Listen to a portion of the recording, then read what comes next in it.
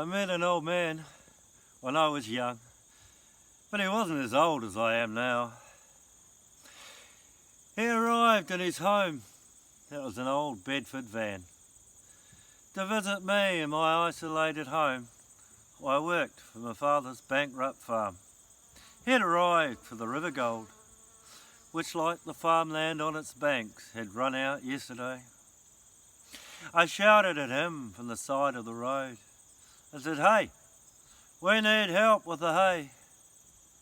I didn't need to ask whether he knew the job. You could see that in the way that he walked and the way that he held his head. Well, our travelling helper, he was paid in cash and contraband, and he came back year after year, and he'd set up his garden and he'd set up his camp.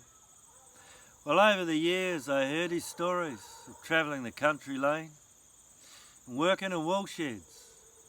They were innocent stories, but somehow I knew he knew stories that weren't.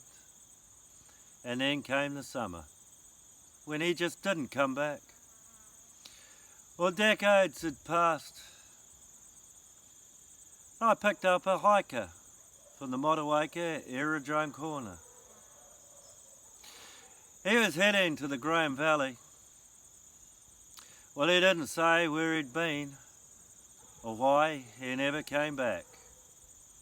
And when your friend is a stranger, you simply don't ask. And then I dropped him off at the gates of the valley.